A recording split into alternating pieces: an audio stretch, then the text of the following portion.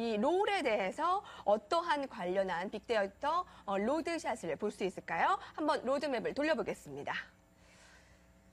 네, 리그 오브 레전드 보이고요. 100만 달러, SKT, 티빙 생중계, PC방, 게임페인, 라이엇 게임즈, e스포츠 여러 가지 나오는데 자, 이번 이왕용 위원께서 어떤 방향으로 분석을 해볼까요? 네, 지금 화면 보시면 벌써 그 여러 가지 나오는데 가장 그 마음에 드는 거는 걱정하시는 거 우리 부모님들 입장에서는 게임 페인 얘기부터 나오지 않습니까? 그렇죠. 개패. 예, 개패인데 이게 네. 보면 사실 보면 답답하죠. 애들이 밥도 안 먹고 게임만 하는 친구도 많이 봤고요. 일본에서 이런 문화, 아시죠? 오타쿠라고 오타쿠라 뭐 그러죠. 전형적인 오타쿠 얘기도 많이 나오는데 이런 것들이 전반적으로 어떤 그 사회적인 현상으로 부모님들이 아주 싫어하는 것으로 이해하셔야 되는데 저는 이렇게 생각합니다. 상금 벌써 100만 달러가 나오잖아요. 그렇죠. 100만 달러 이렇게 벌기가 쉽지 않습니다. 슈퍼스타 해봤자 뭐 5억 이런 거 하는 거 아닙니까? 그러니까 오디션 프로도 5억밖에 안 되는데. 수백만 명, 뭐 네. 천만 명이 몰려서 지금 하는 것들. 그런데다 그것도 한국에서만 성공할지 안 할지 모르는데 바로 이 게이머로 해갖고요. 1등 상금 받고 또 유명해지고 해외에서도 이렇게 팬심이 뜨겁고 이런 것도 하나 오히려 저는 이렇게 봅니다. 연예인 되는 것보다 이게 오히려 확률도 빠르고 돈 버는 것도 더 빠르다. 이런 생각도 드네요. 그래서 이 100만 달러 뜬 게 우승 상금이 100만 달러잖아요. 네. 그러니까 우승 상금 뭐 슈퍼스타 K 5억?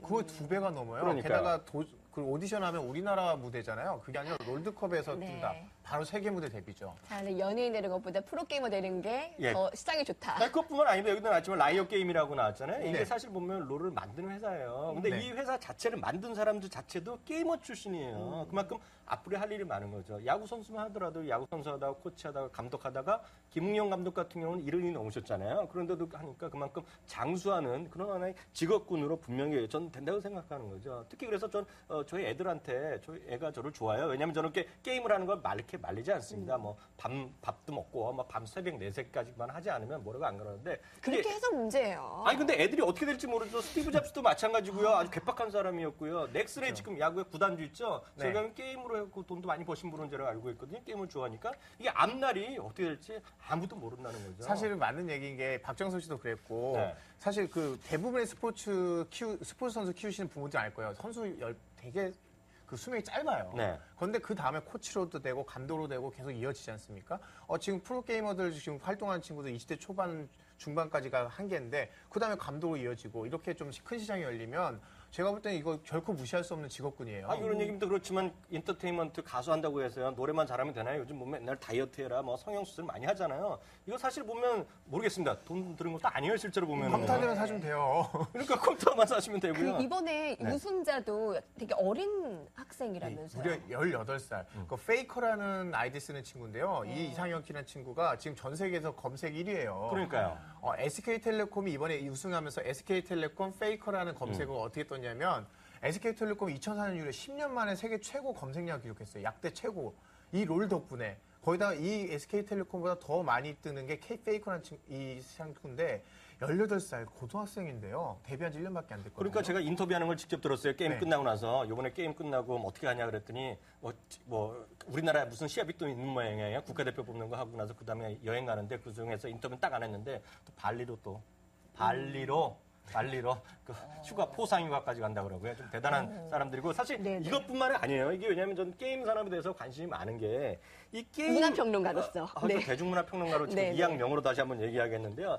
게임 하나 잘 만들었어요. 드라마, 영화 뭐 엄청나게 많은 쪽으로 가는 거죠. 대표적인 것이 슈퍼마리오 있죠. 네. 포켓몬 있죠. 그리고 혹시 여자 배우 중에 외국 배우 중에 혹시 좋아하시는 분 있으세요? 그 파워풀한 이름을 모델 지금 출신의 생각이 밀라 나는데. 조보비치라고 네. 예, 네. 그 우크라이나 레스턴 출신인데 제이슨. 그분 얘기할 줄 네. 알았어요. 좀 레지던트 이블의 뭐 광팬인데 그것도 사실 또 잘 모르시는 분은 계시겠지만 그것도 닌텐도 위 게임에서 출발한 거예요. 그만큼 하나 원소스가 멀티유즈. 이게 바로 다시 한번 얘기하지만 창조 경제 핵심 중에 하나가 바로 게임 산업이다. 분명히 말씀드릴 수 있죠. 이렇게 확산이 되네요. 문화적 동시성, 원소스 멀티유즈 이렇게 어려운 단어까지도 이렇게 게임 하나로 이렇게 퍼질 수가 있는다는 겁니다.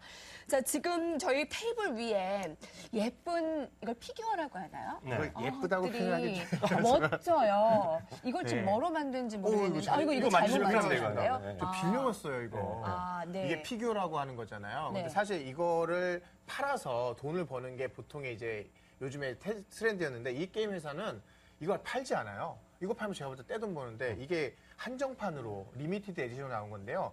이 게임에 나오는 캐릭터들이에요. 혹시 캐릭터 이름 아세요? 제가 요게 뭐 이 친구 문화죠. 이 친구 라이즈라는 거로 제가 알죠. 네, 이 친구가 트란다미아고요. 이 친구가 라이즈예요. 네. 아이고, 이거 롤팬들은 참 다 알아요. 무겁게도 입었어요. 네. 이게 다 하나하나 용도가 있는 거잖아. 사실은 이게 예를 들면 아주 기본 캐릭터라서 사람들이 한 번쯤 다 플레이해본 캐릭터인데 이거를 만들었는데 이게 팔지 않잖아요. 근데 이베이 가시면요. 네. 수백만 원, 심지어 1,000만 원 넘게. 아, 이거 하나에 판답니다. 만져도 되나 이렇게 보면. 어휴, 큰일 납니다. 부르는 게 값이나. 흠집 안 내고 바로 돌려줘야 되기 때문에. 네.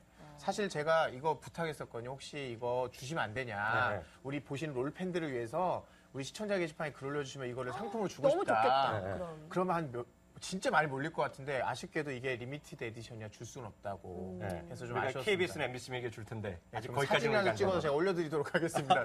네, 뭐 저희는 보니까 영광이네요. 제가 그리고 사실 이거를 요번에 준비하면서요. 아까 말씀드렸던 라이어 게임이라는 회사에 대해서 좀 알아봤거든요. 네. 네. 정말 재밌는 회사고요. 우리가 흔히 얘기해서 상생기업이라고 얘기하잖아요. 더불어 사는 대표적인 회사요. 2년 전 우리나라에 처음 론칭했을 때 말이죠. 그 아리라는 캐릭터를 만들었어요. 아리. 예, 아리라고. 네네. 근데 한국 뭐 여성 목장 이렇게 하는 건데 이게 처음에 6개월 동안 판 거가 한 3, 4억 뭐 정도 됐는데 거기다 돈을 더 붙여서 5억을 문화재청에 기부했고요. 작년에도 또 비슷한 캐릭터를 또 만들어갖고 한국판으로 맞아요. 특별판을 만들어갖고 그것 역시 문화재청에 기부하고요.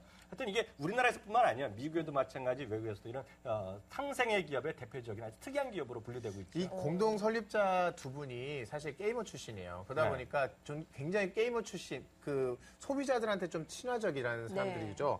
그래서 뭔가 그 유저를 위한 5가지 운영 방침 같은 거에서 유저 중심으로 게임을 대하는 진지한 태도 뭐 이런 걸 좀 내세우면서 서비스 하시는데 그래서 한국에 와서도 뭔가 돈을 열심히 벌려고 하는 어떤 그런 모습보다는 이렇게 문화재 기부도 하고요. 좀 좋은 모습을 해서 약간은 게이머들한테 착한 기업으로 좀 인식이 된 것 같아요. 그러니까 무조건 돈을 버는 목적이 아니라 이 수익금을 환원하고 또 게이머들 입장에서는 확고한 경영 방침도 있는 건데 그런데 착한 기업이 요새 대세지 않나요? 맞아, 요즘 대세고 그런 것들이 오히려 모르겠습니다. 착한 기업 표방하면서 실제로 마케팅의 효과를 맞아요. 보니 마케팅의 모르지만 일환일 수도 있죠. 탐스라고 신발 운동화 브랜드 있잖아요. 요즘 보면 탐스 하나 사면 아프리카에 하나를 또 보내준다거나 그리고 그 우리 초코파이도 사면 뭐 5개 정도라서 또 어디에 보내주고 팔도 비빔면 같은 거 있잖아요. 비빔면을 사더라도 또 이제 어려운 곳에 또 보내주고 이런 요새. 것들이 하나의 네. 어떤 트렌드이자 마케팅의 하나의 기법으로 떠오르고 있죠. 마케팅이어도 좋으니까 착한 일 많이 하면 좋겠다는 생각이 맞습니다. 예. 네. 그런데 아무리 그 글로벌한 인기를 누리고는 있다고 하지만 한국 선수들의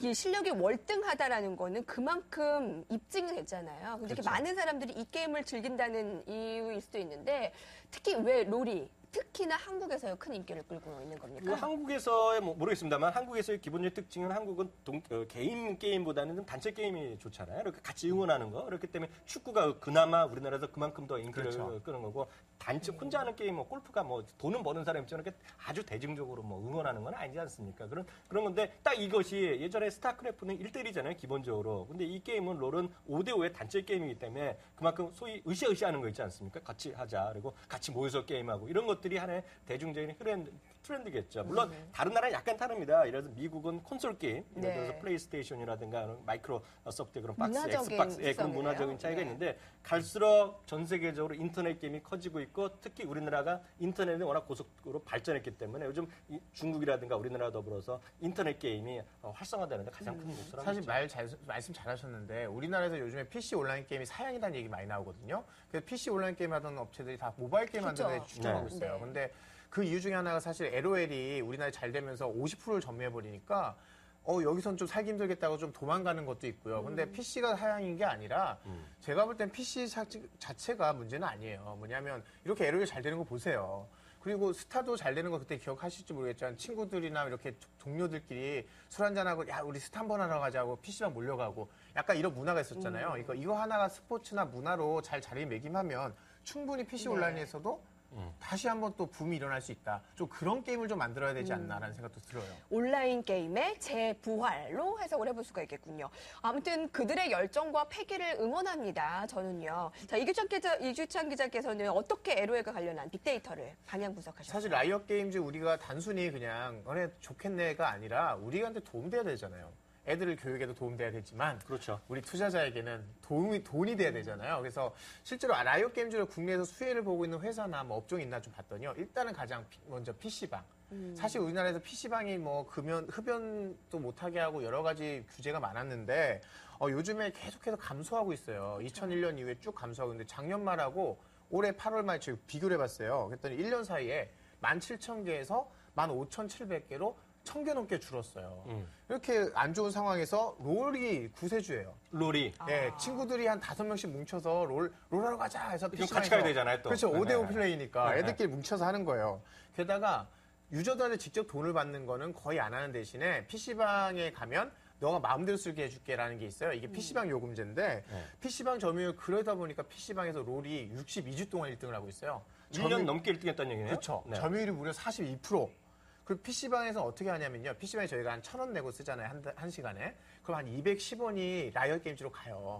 그러면 라이엇 게임즈 그걸로 돈을 벌고 PC방 업체는 또 사람들이 돈을 내니까 돈을 벌고 네. 이렇게 해서 좀 되는데 제가 그 PC방에서 얼마나 사람들이 쓰는지 그 사용 시간을 따져봤더니요. 8월 마지막 주에 무려 359만 시간 따져보면 하루 매출이 라이엇 게임즈가 8억 원이 나요. 하루 게임즈 8억이요? 네. 그러면 그게 곱하기 하면 한 200억 이상이 PC방이 번다는 얘기인데? 그렇죠. 그러면 라이엇 게임즈가 1년에 3천억 정도는 충분히 번다는 얘기가 나오죠. 이거 뭐 윈윈이네요. 그렇죠. 그야말로. 네. 뭐 근데 PC방 전국의 사장님들이 이 롤을 개발한 라이엇 게임즈한테 감사합니다라고 인사를 해야 될 판인 것 같습니다. 또 다른 수혜주도 있을까요? 아, 중시에도 있어요. 손오공이라는. 사실 손오공을 말씀드리면서 제가 한번 다시 점검해 왔더니요.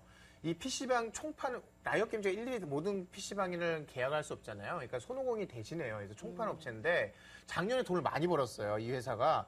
그 총판으로 이제 매출 비중이 16%밖에 안 되지만 작년에 무려 100억을 벌었거든요. 그런데 올해 봤더니요. 확 줄었어요. 그 계약 조건이 좀 안 좋아진 거 아닌가요? 작년 그러면? 11월에 재계약을 했는데요. 작년보다 점유율이 2배로 늘었는데 작년보다 매출 오히려 약간 줄은 거 보면 계약 조건의 절반을 확 깎인 것 같아요. 그러니까 이제는 수혜주라고 보기엔 좀 애매해진 그런 상황이 됐어요. 네. 그리고 또 하나 있어요. 사실 이거는 얘기하기가 조금 그렇긴 한데 국내 증시는 없는 회사거든요. 네. 근데 저는 웬만하면 이런 외국 기업도 관심 가지고 직접 샀으면 좋겠어요. 네. 텐센트입니다. 아, 텐센트를 얘기하시면 제가 텐센트에 대해서는 좀 알죠. 이게 텐센트가 우리나라에선 거래가 안 되는데 살 수는 있어요. 이게 그렇죠. 싱가포르랑 뭐 홍콩이랑 이렇게 거래가 잘 되는데 중국 기업이고요.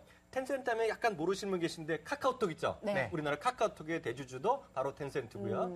우리나라에선 뭐 카카오톡이나 라인 얘기 뭐 네이버 많이 하잖아요. 네. 근데 라인보다 훨씬 더 많이 전 세계 지금 거의 5억의 유저가 사용하는 게 위챗이라는 메신저가 있는데 네. 위챗도 바로 텐센트의 사업부로 있어요. 근데 그러면 중국의 네이버 정도로 보면 되나요? 그렇죠. 중국의 네이버보다 훨씬 네이버보다 크죠. 더 크죠. 왜냐하면 지금 네. 오늘 현재요 시가총액이 한 1,000억 달러 됩니다. 그러니까 페이스북이 1,200달러, 1,200억 정도 되니까 1,000억 달러인데 문제는 이것이요. 지난 금요일까지 저희가 하면서 오늘 현재까지가 깜짝 놀라지 마세요. 사상 최고가를 기록하고 있다는 거죠. 아, 저는- 한국에서는 매매를 할 수는 없지만 이 중국이나 살 수는 홍콩에서 있어요. 사실 수는 있어요. 증권사에 그런데 그 이 사상 알아보시면 최고가 사실 수 있어요. 기록하게 된 이유가 뭐냐? 바로 이 롤 덕분이에요. 뭐냐면 2011년에 이 맞아요. 회사 라이엇 게임즈 샀어요.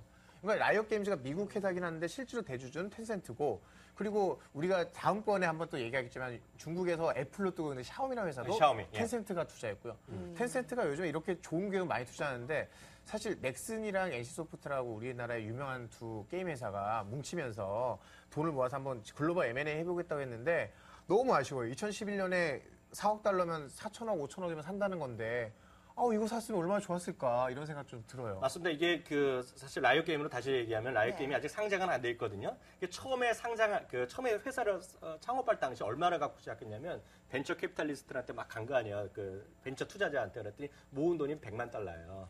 그리고 이 회사가 어디냐면 산타모니카시죠. 캘리포니아 산타모니카 하면 미국에서도 가장 살기 좋다는 바로 거기에 있다는 거예요. 그리고 잠시 더 조금 더 얘기 드리면 라이엇 게임즈가 딱 홈페이지에 들어가시면요. 네. 가장 자랑스럽게 한 내세우는 게 있어요. 뭐냐면 미국에서 말이죠. IT 기업으로 근무하고 싶은 회사 3위.